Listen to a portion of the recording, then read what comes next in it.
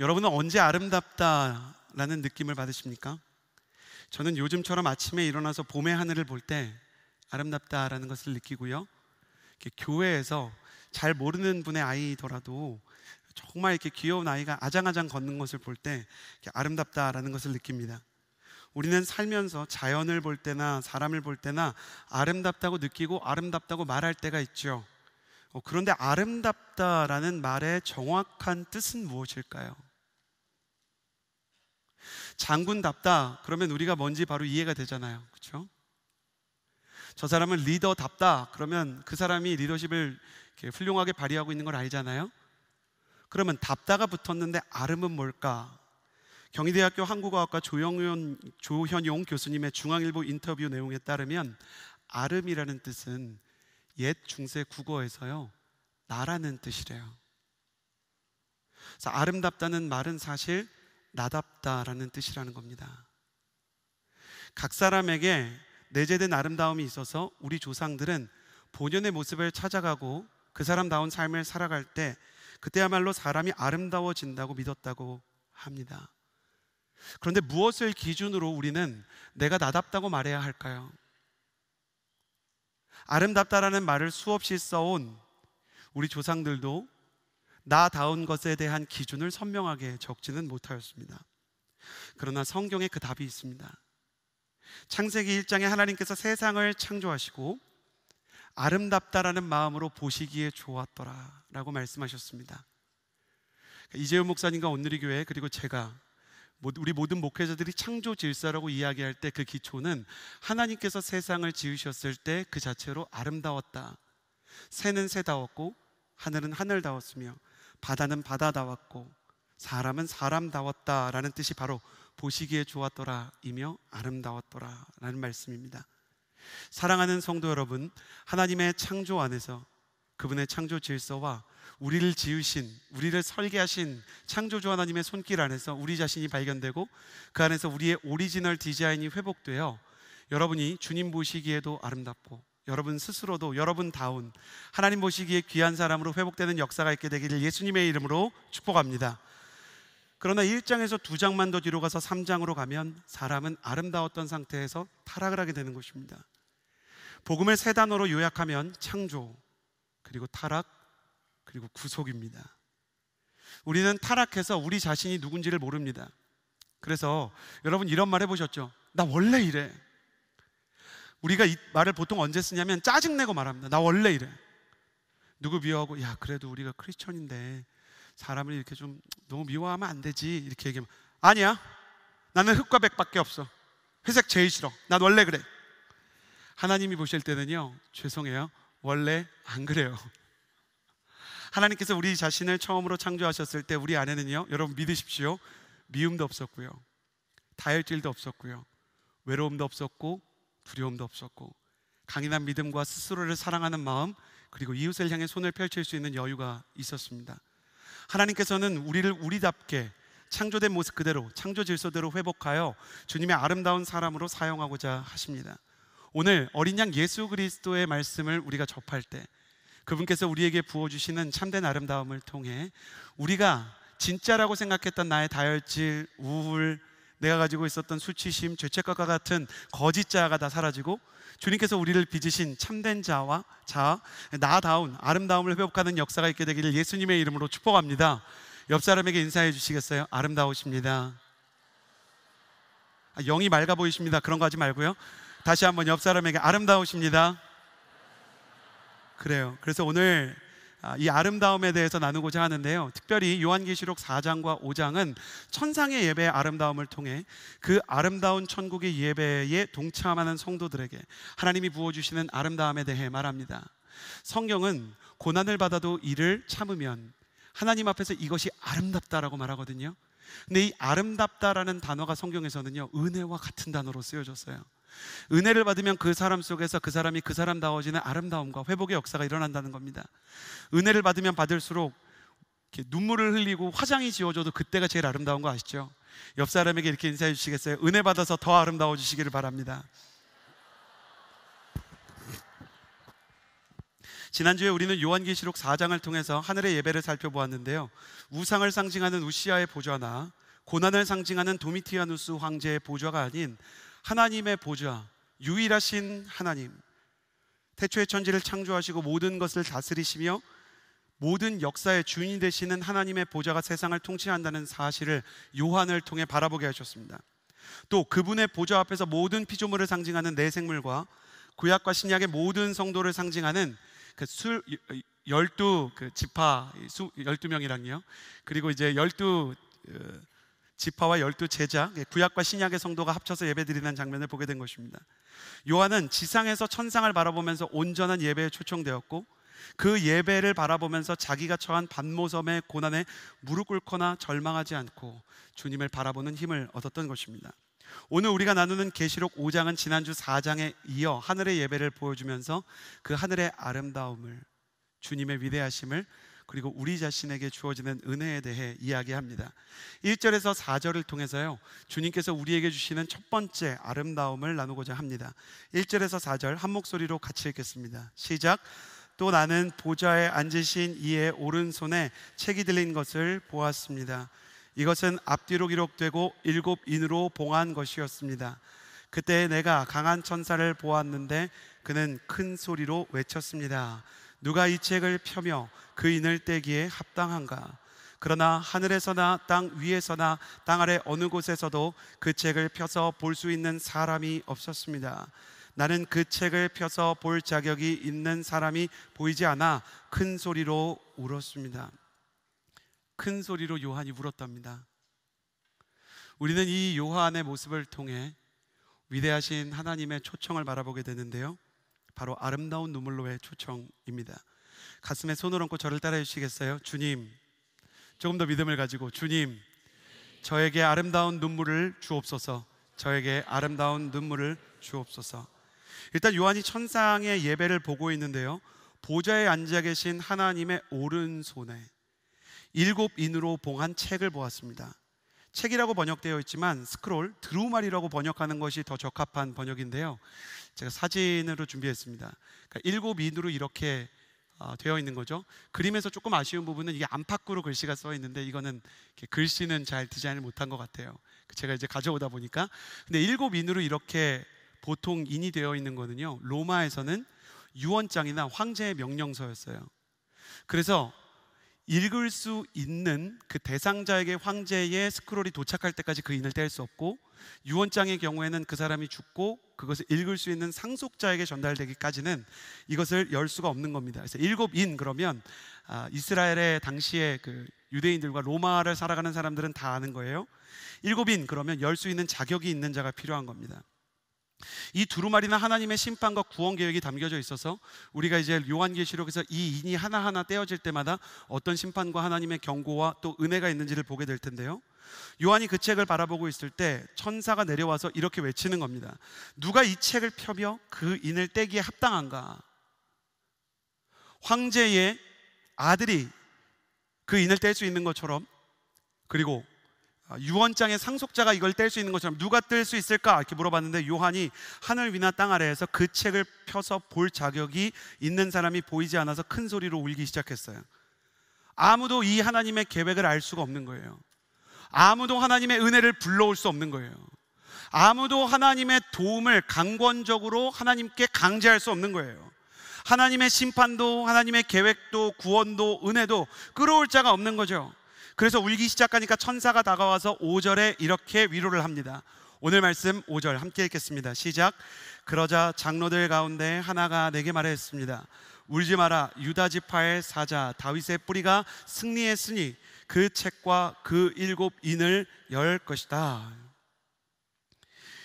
이제 이 인을 뗄 자가 있는데, 하나님의 이 계획에 스크롤을 열 자가 있는데, 그는 유다 지파 다윗의 계보를 따라올 분이다. 유다 지파에서 예수님이 나셨고요, 다윗의 자손으로 예수님이 오셨기 때문에 이 봉인을 열 분은 예수님인 것이 확실합니다. 하늘 위나 땅 아래나 하나님의 구원 계획을 열 자가 없지만 오직 예수님만 봉인을 열 수 있다는 것이 너무나 당연한데 너무나 중요합니다. 이렇게 비유할 수 있어요. 여러분, 아무리 수영을 잘해도요, 수영에서 바다를 건널 수가 없습니다. 이게 박태환 선수처럼 역대 가장 훌륭한 수영 선수라 하더라도요, 올림픽 금메달리스트 전설의 선수인 펠프스와 같은 선수라 하더라도요, 동해에서 출발해서 수영으로 미국 캘리포니아까지 가겠다 그러면 결국 바다 한가운데서 죽게 될 것입니다. 이처럼 아무리 사람이 선하고 아무리 사람이 지혜가 있어도 하나님의 계획을 사람의 지혜로 다 알 수 없고, 하나님의 선하심의 기준을 인간이 만족시킬 수는 없는 것입니다. 그렇다면 예수님은 어떤 분이신가?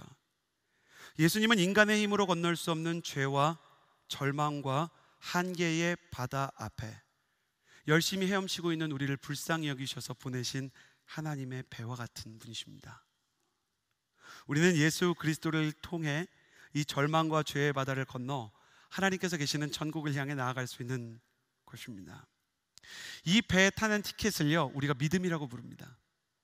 믿음이 있어야 그 배를 탈 수 있는 것이고, 그 배를 타야만 내 힘과 내 능력으로 발버둥치던 인생에서 주님이 부어주시는 은혜와 의를 경험하게 되는 것이죠.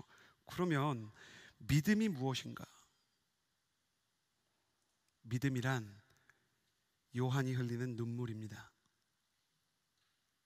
요한은 자신이 사도임에도 불구하고 하나님의 계획도 알 수 없고 하나님의 의로움에도 근접할 수 없다는 것을 알고 어린아이처럼 울기 시작했습니다.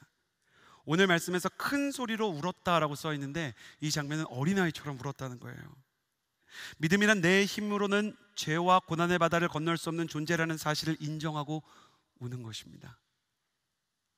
내 힘의 한계가 느껴질 때, 내 마음이 지쳐서 내 마음으로는 누군가를 사랑할 수 없을 때, 내가 그렇게밖에 할 수 없는 존재라는 것을 인정하는 것입니다. 그러니까 신앙생활을 하다 보면 우리가 괜찮은 척을 많이 해요. 우리가 멀쩡한 척을 많이 합니다. 마치 우리 안에 어떤 탈신도 한계도 없는 것처럼 스스로를 속이고 메이크업을 합니다. 교회를 가서도 누가 기도 제목 물어보면요, 신앙생활 열심히 하는 다락방장님이나 순장님이 순원이 물어보면 혹시 순원이 시험 될까봐, 혹은 자기 이제 그 뭐라 그럴까요, 영적인 수준을 이 사람이 좀 우습게 보는 것일까봐, 언니 괜찮아, 너 기도 제목 좀 얘기해 볼래? 언니가 널 위해서 기도할게. 언니 오빠랑 헤어지셨잖아요, 오래 만났잖아요. 괜찮아, 나의 소망은 오직 주님뿐. 언니 차에 치였잖아요, 죽은 자도 살리신 하나님이야, 모르니? 뭐 이렇게 하면서 괜찮은 척 하는 거예요. 사실 저는 온누리교회를 너무 사랑하는데, 온누리교회는 예의와 매너가 이렇게 좀 있는 교회다 보니까 약간 괜찮은 척을 할 때가 있어요. 그거는 마치 치과 가야 될 때 빨리 가면 금방 고칠 수 있는 거를 진통제 먹으면서 참는 어리석음 같은 거예요. 그렇게 하지 마십시오. 그렇게는 진짜 치료도 없고요, 진짜 사랑도 없어요. 연인은 만나기 전에 화장을 하지만 부부는 잠들기 전에 화장을 지웁니다. 우리는 민낯으로 눈물로 우리의 화장을 지우며 나아가 주님, 내가 요거밖에 안 돼요, 기도해야 됩니다. 우리에게 필요한 것은 요한이 흘렸던 아름다운 눈물인 것입니다.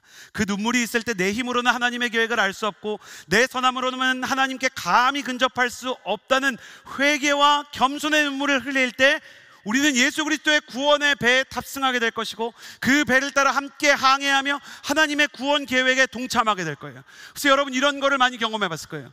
내 힘으로 안 될 때, 내 능력의 한계인데 막 아울리치에서 복음을 전하면 예수님의 복음이 전해지고 사람이 살아나고, 나의 위로를 통해서, 나의 순장으로서의 순모임을 통해서 사람이 살아나는 역사가 일어나게 되는 것입니다. 나는 특별히 우리 순장들, 다락방장들 많이 울게 되기를 예수님의 이름으로 축복합니다. 어떻게 하나님, 순원들 죄송합니다. 사실이니까 받아들이세요. 이상한 사람들이 있어요. 내 말을 말대로 받아들여지지 않는 사람이 있어요. 혹은 사랑해야 되는데 순장의 문제로 내가 어떤 사람을 사랑해야 되는데 사랑할 힘이 없어. 어떤 순원분, 언니 저예요? 물어보지 마시고요, 옆에 있는 순장님한테.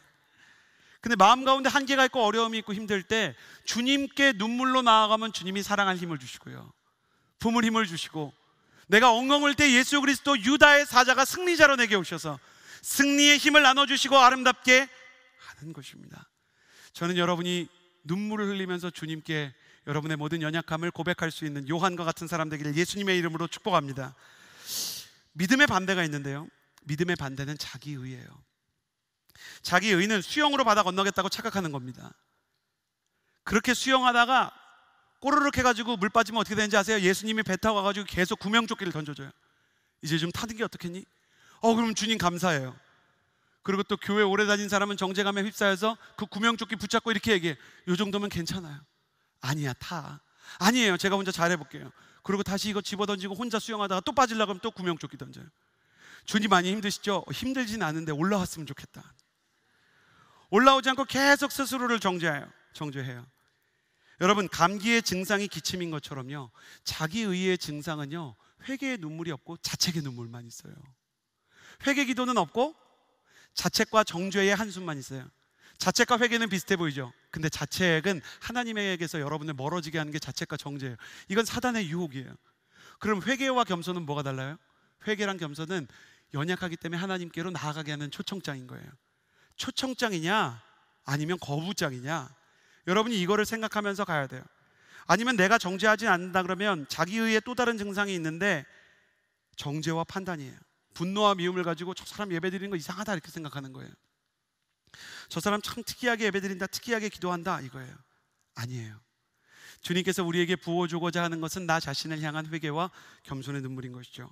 다시 한번 축복합니다. 사랑하는 여러분, 하나님 아버지로부터 겸손과 회개로 요한처럼 울 수 있는 아름다운 눈물이 있는 예배를 회복하게 되기를 예수님의 이름으로 축복합니다. 그래가지고요, 우리가 나중에 여호수아 예배를 드릴 때는 각 이 의자 끝단마다 요만한 휴지가 다 있었으면 좋겠어요. 그 눈물 없이 드릴 수 없는 예배가 돼갖고 막 순장님들은 여기 휴지 조각이 좀 붙어 있으면 좋겠어요. 그래서 우리가 예수님 앞에서 그렇게 은혜 받고 눈물을 흘리면서 나아가게 되는 거룩한 축복에 초청될 수 있는 것입니다. 두 번째 아름다움입니다. 8절에서 우리 같이 10절까지의 말씀을 함께 읽겠습니다. 8절에서 10절 함께 읽겠습니다. 시작. 그가 책을 받을 때 내 생물과 24명의 장로들이 각기 하프와 향이 가득 담긴 금대접을 들고 어린 양 앞에 엎드렸습니다. 이 향은 성도들의 기도입니다. 그들은 새 노래를 부르며 말했습니다. 주는 그 책을 취해 인을 떼기에 합당하십니다. 이는 주께서 죽임을 당하심으로 주의 피로 모든 족속과 언어와 백성과 나라들로부터 사람들을 하나님께로 구속해 들이셨고 그들로 우리 하나님께 나라와 제사장들이 되게 하셨으므로 그들이 땅 위에서 왕노릇하게 될 것입니다. 아멘. 우리가 하나님 앞에서 눈물을 흘릴 때 주님의 아름다움과 천상의 예배에 함께하게 되고요, 두 번째는요, 아름다운 예배를 드릴 때, 하나님 앞에 우리의 예배를 회복할 때 주님께서 우리의 영혼을 나답게 아름답게 지으신 모습 그대로 회복시키십니다. 제가 여러분을 위해 축복할 텐데 그냥 아멘 강요할게요. 여러분 모두가 아멘 할 수 있게 되기를 바라요. 사랑하는 여러분, 여러분이 예배를 드릴 때 신령과 진정의 예배를 경험하며 그 예배가 여러분 각 사람을 아름답게 여러분다운 모습으로 회복시키는 역사가 일어나게 되기를 예수님의 이름으로 축복합니다. 은혜가 아름다움이라는 뜻이 있는 것처럼 오늘 하나님께서 예배 가운데 주시는 은혜가 여러분을 아름답게 하고 여러분을 여러분답게 하여서 하나님이 여러분을 만드신 그 비전이 밝혀지고 여러분을 통해 많은 사람들이 살게 되는 생명의 회복의 역사, 선교의 역사, 복음 전파의 역사, 그 가정을 변화시키는 놀라운 가정 구원의 역사가 여러분을 통해 오늘 이 시간부터 일어나게 되기를 예수님의 이름으로 축복합니다. 그러면서 예배가 어떻게 진행되냐면 예수님께서 유다 지파의 사자로 소개되셨다가 유다 지파의 사자라 그랬는데 어린 양의 모습으로 나타나세요.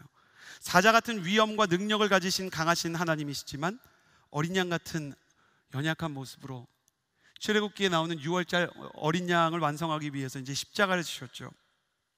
그 어린 양 예수 그리스도께서 보좌에 앉으신 하나님의 오른손에 있던 아까 보여드렸던 그 7인으로 봉인된 두루마리를 받을 때 네 생물과 24장로가 각자 향이 담긴 금대접을 가져왔대요. 향이 담겼어요. 향이 원래 날아가야 되는데 날아가지 않고 머물러서 대접 안에 이렇게 머물러 있고요, 그게 주님이 받으시고 흠향할 만한 기도가 된 거예요. 말씀은 주님께서 우리의 기도를 들으신다는 사실에 대해 명확히 기록합니다. 조지 허버트라는 영적인 지도자가 너무 아름다운 말씀을 하셨어요. 주님은 분명히 기도를 들으신다. 귀를 만드신 분이 듣지 않으실 리가 있겠는가? 그렇죠. 주님께서 당신의 형상대로 우리를 만드셨는데 귀를 만드셨잖아요. 입을 하나로 만드시고 귀를 둘로 만드신 주님이 우리의 기도를 어떻게 안 들으시겠습니까? F.B. 마이어가 그래서요 이렇게 말을 했어요. 인생에서 가장 큰 비극은 응답받지 못한 기도가 아니다. 아예 드리지 못한 기도다. 그러므로 사랑하는 여러분, 기도하다가 낙심에 빠져서 기도를 중단하지 않게 되기를 예수님의 이름으로 축복합니다. 응답이 없어도요, 주님이 들으시고 그 금향로에 받으신다는 것을 믿고 기도해야 되는 것입니다. 복잡하게 기도하거나 어렵게 기도하지 않아도 됩니다. 하나님 앞에서 우리가 해야 되는 기도는요, 그냥 솔직하고 정직하게 기도하는 것입니다. 우리의 삶은 때로는 응급실과 같은 것입니다. 여러분, 응급실 가보셨어요? 나중에 아이를 길러보면 이 아이를 데리고 응급실에 갈 일이 가끔 생겨요. 거기 가보면 우리 애가 아픈 거는 아무것도 아니에요. 제가 목사다 보니까 처음에는 우리 애가 너무 열이 나가지고 응급실에서 막 우리 애 어떻게 해요 이러다가 나중에는요, 너무 긴급한 환자들이 있으니까 의사 선생님도 힘내시라고 얘기하게 되더라고요. 거기에 교양이 어디 있어요? 거기 지성이 어디 있어요? 우리의 기도는 우리의 인생의 응급실과 같은 상황에서 살려주세요 라고 외치는 절박한 외침이에요. 구약시대 히스기야 왕은 선지자로부터 죽을 거라는 선고를 받았어요.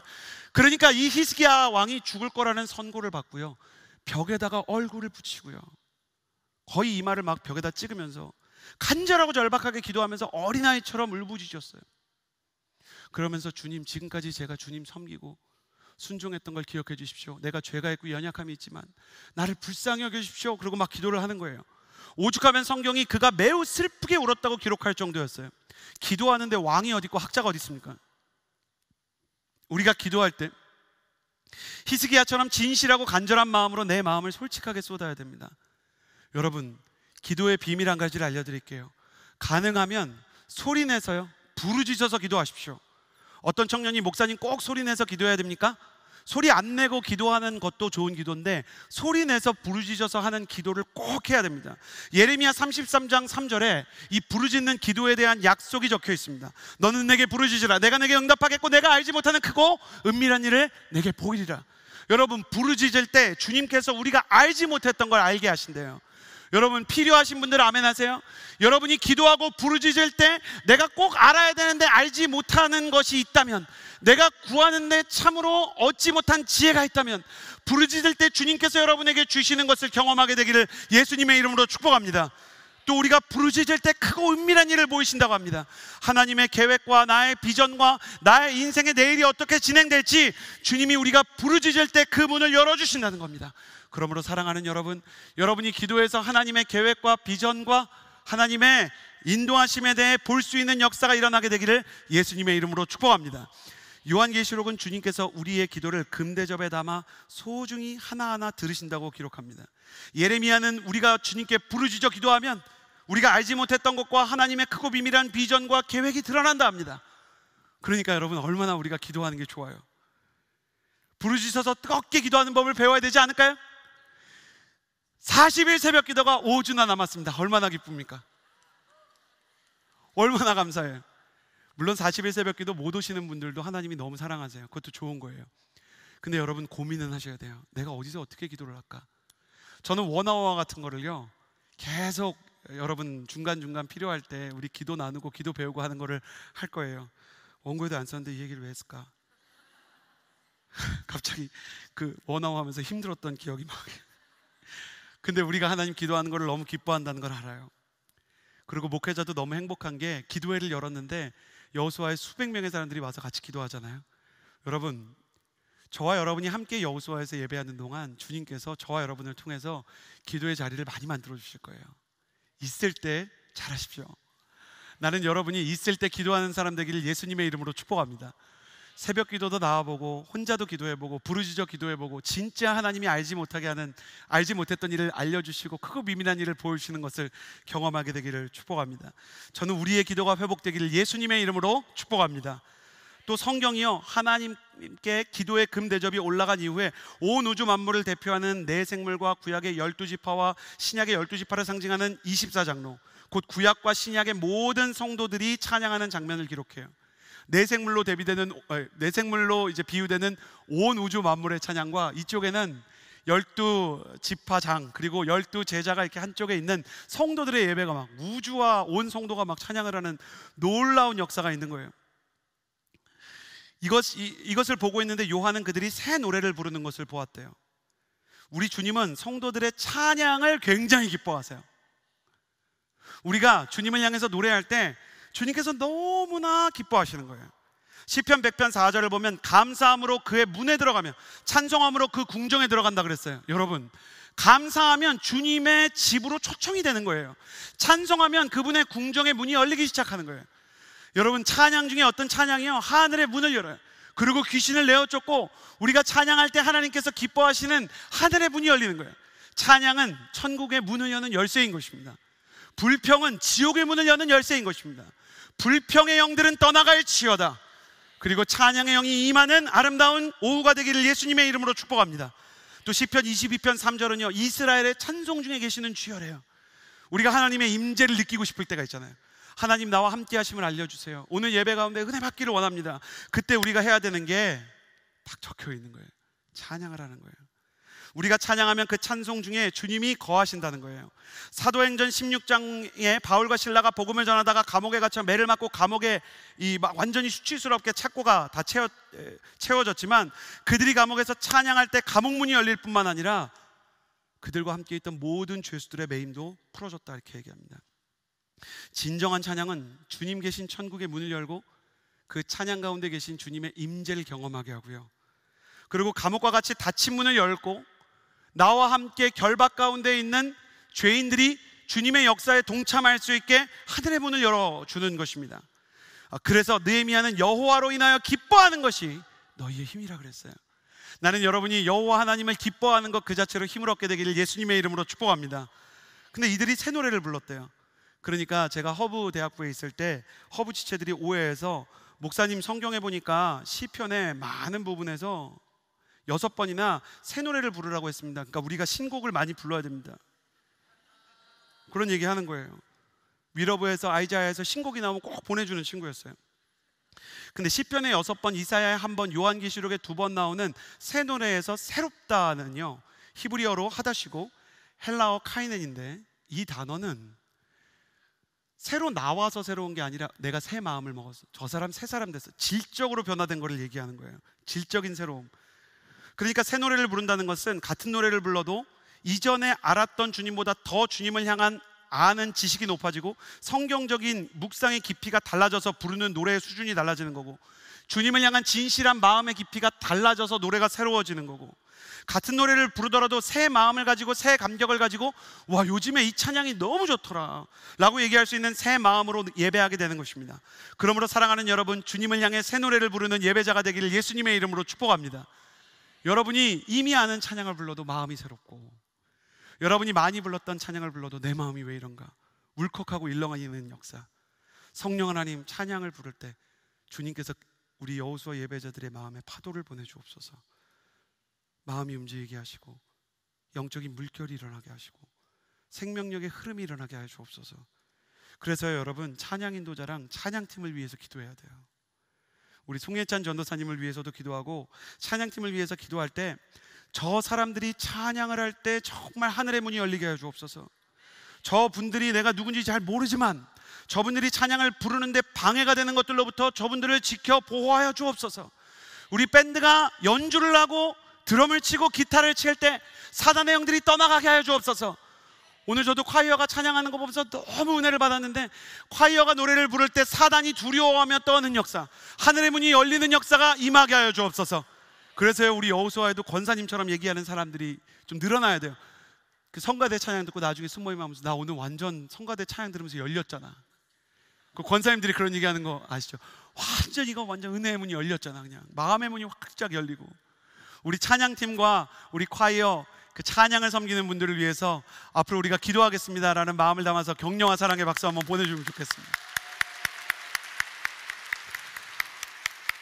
예배를 담당하는 모든 팀들에게 이런 하나님을 찬양하는 마음이 있으면 주님 얼마나 기뻐하시겠어요. 그래요, 아름다운 눈물도 있지만 아름다운 기도와 아름다운 찬양이 있는 아름다운 예배도 참 중요합니다. 그거보다 더 아름다운 게 있어요. 놀라운 아름다움의 세계로 한번 들어가 봅시다. 6절 상반절 같이 한번 읽어보았으면 좋겠습니다. 같이 읽겠습니다. 시작. 또 나는 보좌와 내 생물과 장로들 가운데 어린 양이 서 있는 것을 보았는데 죽임을 당했던 것 같았습니다. 여기서 우리는 아름다운 상처를 만나게 됩니다. 말씀을 보니까 어린 양이 죽임을 당했던 것 같더래요. 이것은 아마도 어린 양 예수 그리스도의 몸에 상처와 고문의 흔적이 남아있는 것을 의미하는 것일 겁니다. 요한복음 20장을 보면 부활하신 예수님께서 의심하던 도마를 찾아오시죠.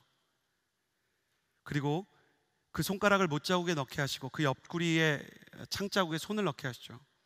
제가 대학부 시절에 그냥 대학부 지체일 때 청년으로서 순장을 했어요. 근데 저희 순에 죄송합니다 순원 여러분, 혹시라도 제가 저격하는 거 아니고요, 이상한 순원이 하여튼 있었어요. 이 친구는 질문하는 친구예요. 질문하는 자매예요. 오빠, 예수님도 좋아하는 맛집이 있었을까? 성경에 안 써 있어서 답을 할 수가 없는 거예요. 성경에서 제일 잘생긴 남자는 누굴까? 나 이거 너무 궁금한데. 그래서 놀랍게 찾았어요. 압살롬인데요, 머리끝부터 발끝까지 흠이 하나도 없더래요. 그래서 저는 압살롬을 생각하면 항상 적합한 배우로 차은우 씨를 생각을 해요.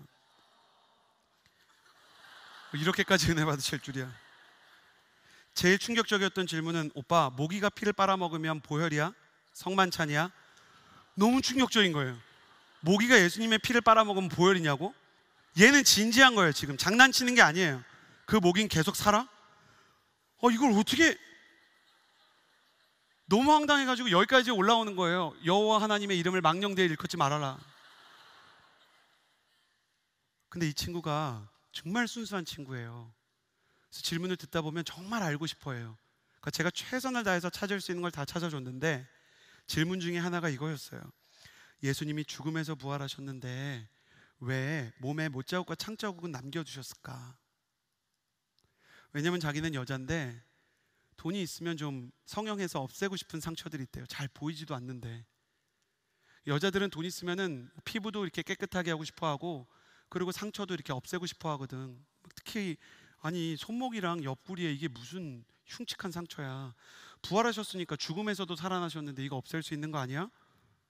근데 이 질문은 뭔가 깊게 생각할 여지가 있더라고요. 그래서 이게 답이 뭘까 몇 주 동안 아직 잘 모르겠다 그러고 고민하는데, 당시에 제가 신학생이었기 때문에 그 신학교 수업을 듣는데 교수님께서 정답을 알려주시는 거예요. 이스라엘의 율법에 특이한 풍습이 있어요. 그거는 종의 귀에 피어싱을 뚫는 거예요. 이렇게 모나미 볼펜만한 구멍을 뚫는 거거든요. 좀 작지 않은 구멍이죠. 원래 한 종이 사람에게 빚을 갚지 못해서 팔려서 노예가 되면 이스라엘에선 7년 만에 풀려나야 돼요. 근데 풀려나지 못하는 경우가 있는데, 이방 사람들 같은 데서 유대교를 믿고 이제 유대교인은 됐지만 종이 된 전쟁 포로들, 뭐 이런 사람들은 종이 못 돼요. 그런데 어떤 남자가 종이 되어서 들어왔다고 가정을 합시다. 근데 거기서 유대인이 됐으니까 룻기에 나오는 그 결혼처럼 이 사람이 눈이 맞아서 노예끼리 결혼을 한 거예요. 그게 가능했거든요. 결혼을 했는데 이 여자는 영속된 노예잖아요. 이 남자는 7년 있으면 나가고, 율법에 뭐라고 써 있냐면 주인에게 손해를 끼치지 않기 위해 7년 지나고 그냥 자유인 노예만 나가든지, 아니면 가족을 사랑해서 난 여기에 있고 싶다 그러면 넌 귀를 뚫어라 그러는 거예요. 여러분, 아내의 입장에서 가정된 그 케이스지만 한번 생각해 보세요. 남편이 7년이 차가요. 노예 생활을 별로 좋아하지는 않는 것 같아요. 어린 자식은 잘 모르지만 아빠가 떠날 것 같은 분위기가 있는 거예요. 근데 어느 날 아빠가 귀를 피어싱을 하고 뚫어가지고 오면 그 아내와 자녀들의 마음이 어떨까요? 아내는 달려가서 남편 품에 안겨서 가슴을 주먹으로 치면서 말할 거예요. 당신 바보야? 왜 노예 생활을 자청하는 거야? 그리고 애들은 아빠를 끌어안고 뭐라고 하지도 못하고 울 거예요.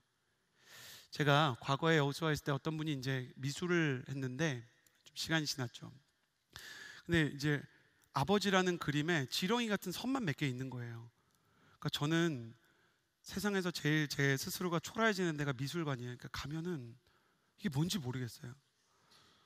그래서 저는 그래도 목사니까 혹시 제가 그걸 계속 보면서 묵상하면 성령님이 알려주실까, 근데 성령님이 안 알려주시고, 근데 이제 작가가 와서 얘기하는데, 목사님 이거 뭔지 아시겠어요? 그래서 내가 모르겠어요. 그랬더니 이거 우리 아빠 등이에요. 그래요.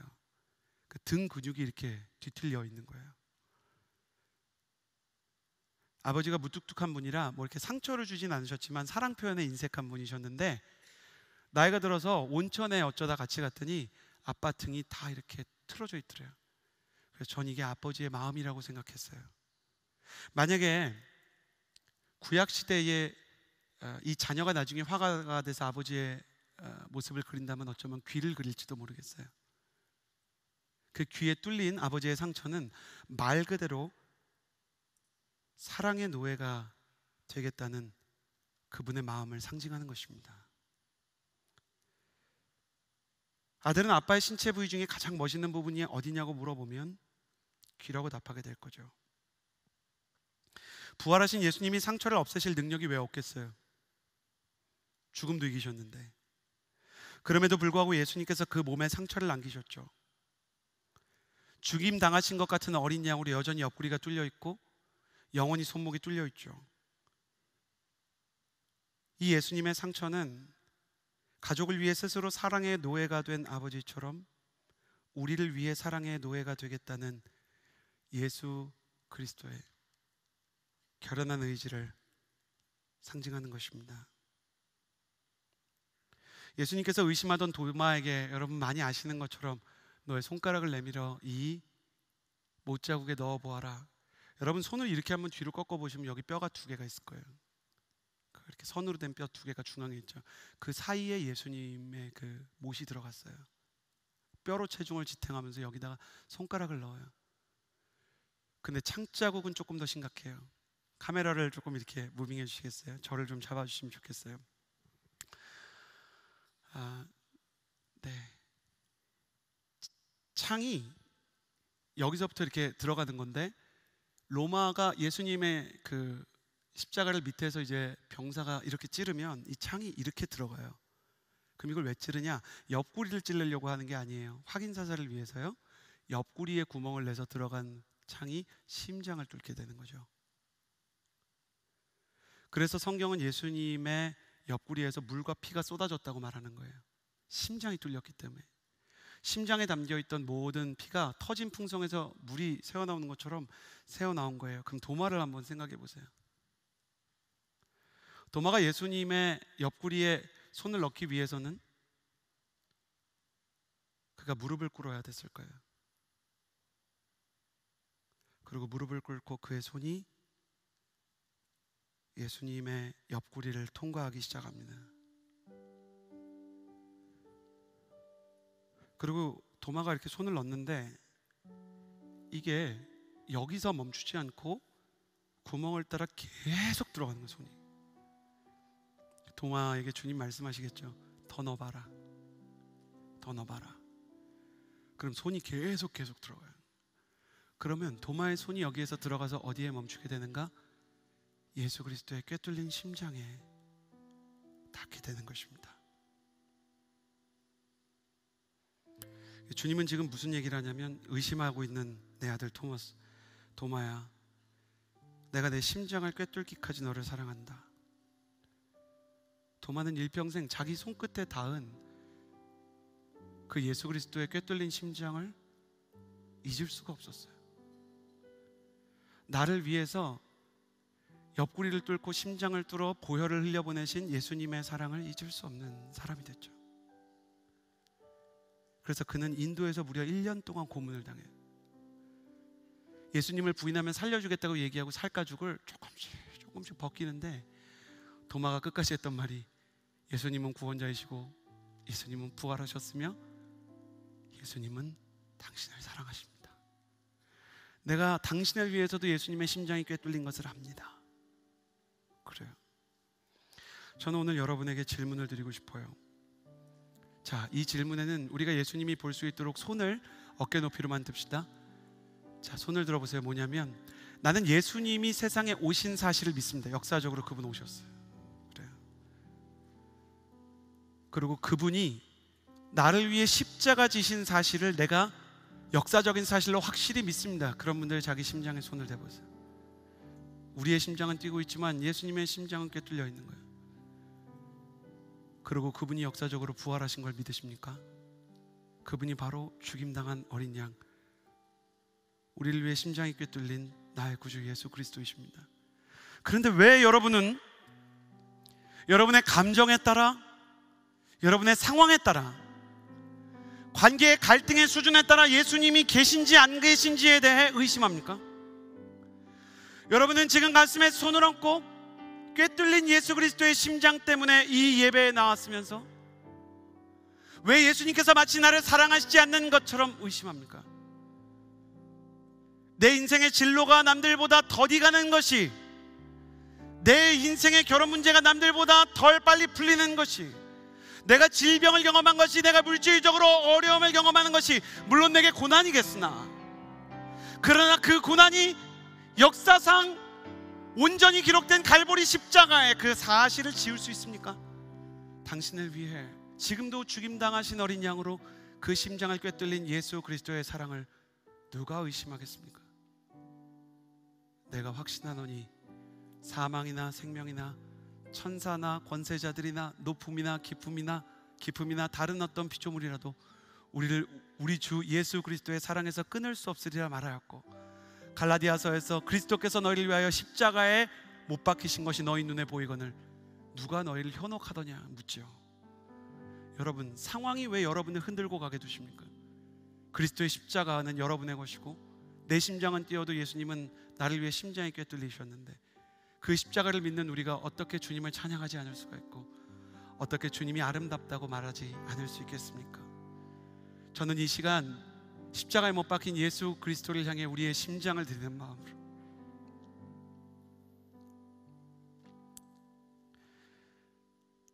우리의 진심을 드리는 마음으로 정말 죄송한 마음을 담아서 찬양했으면 좋겠습니다.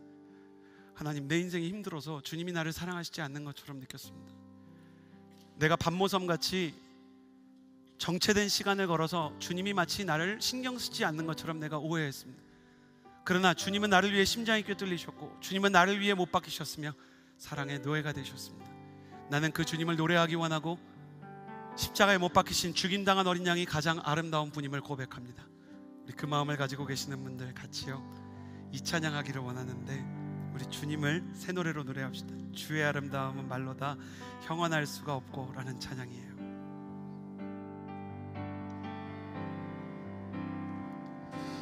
주의 아름다움은 말로 다 형언할 수 없고, 우리 손을 가슴에 얹고 주님의 그 놀라우심은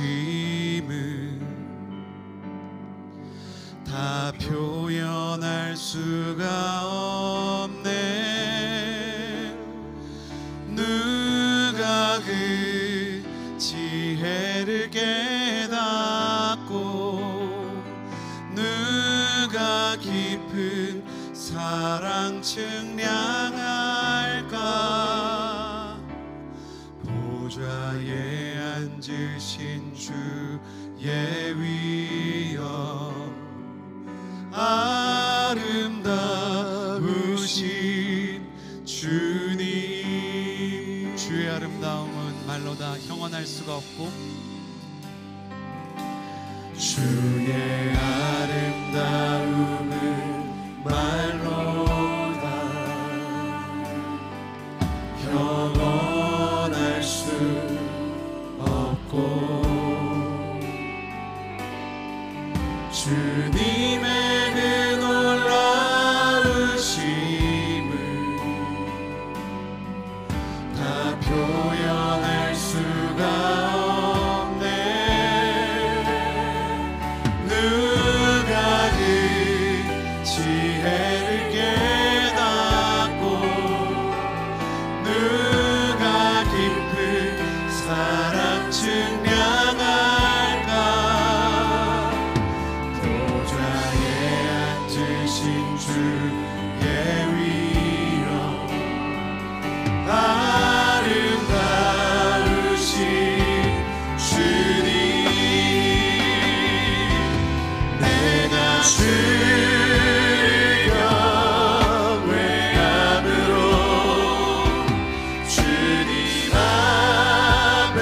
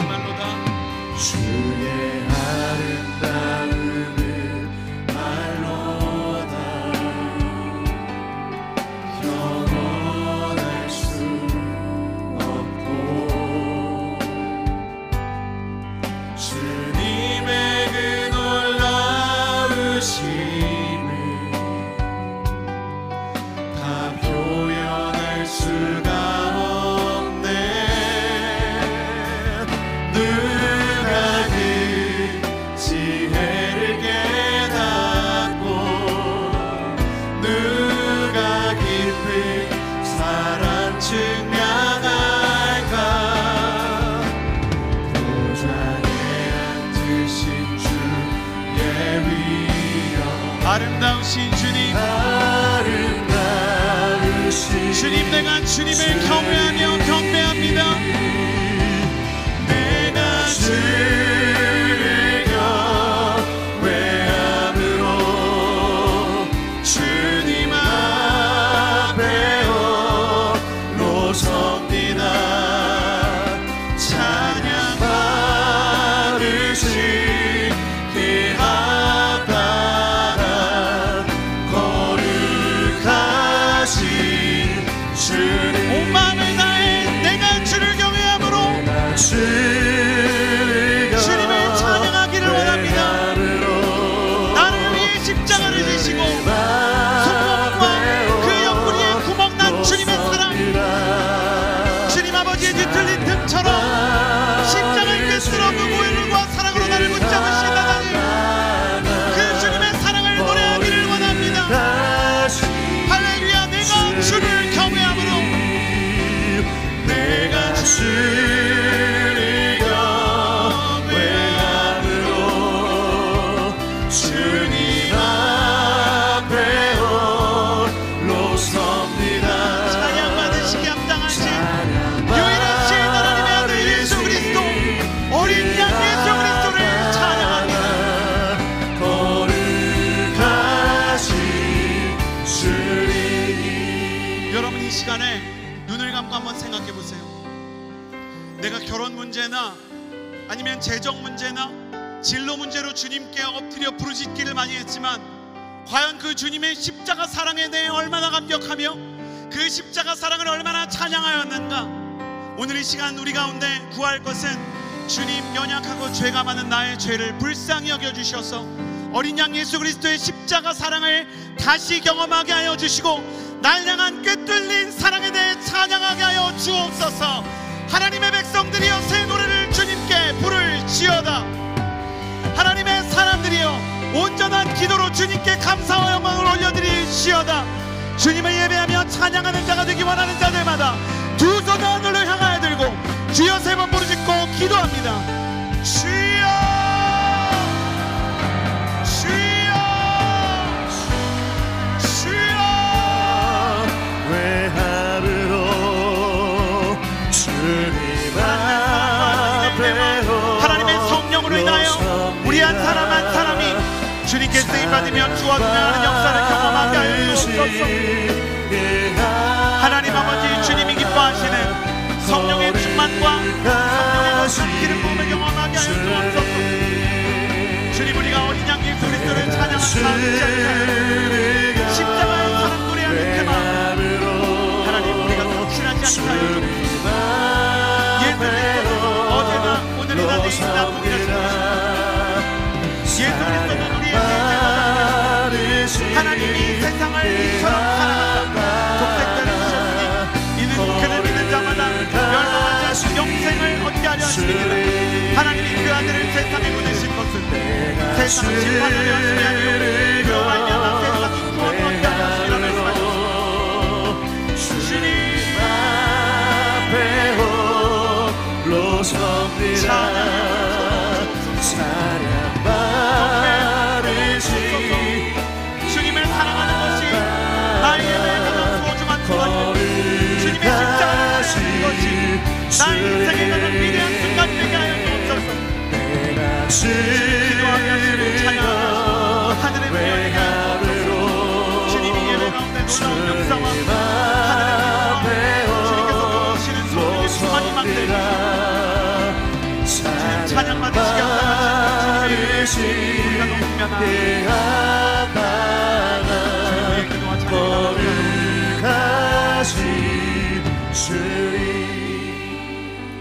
오늘 요한계시록에서는 금향로에 담긴 기도를 주님이 들으시고 새 노래를 부르는 예배를 들으시고 주님 기뻐하시는 장면이 기록되었습니다. 이 시간 새로운 차원의, 더 높고 깊은 차원의 기도와 찬양의 능력을 하늘로부터 부여받기 원하는 청년마다 일어나서 기도합시다. 주님, 나의 기도의 수준이 달라지기 원하는 마음이 있습니다. 제가 기도를 지금 잘하는 게 아닌데 제가 기도를 잘하는 사람이 되기를 원합니다. 주님, 제가 일어서서 두 손을 들고 기도할 때 저의 손을 붙잡아 주시고 저의 머리에 안수하여 주옵소서. 하늘로부터 기도의 은사가 임하는 한 해가 될지어다. 찬양의 수준이 달라지는 예배자들이 될지어다. 주여, 우리를 붙잡아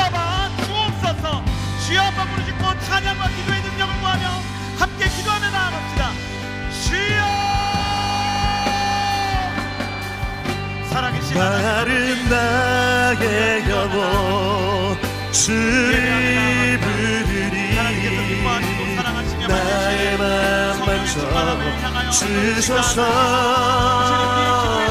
주님만을 원합니다 더 원합니다 나의 맘 만져 주소서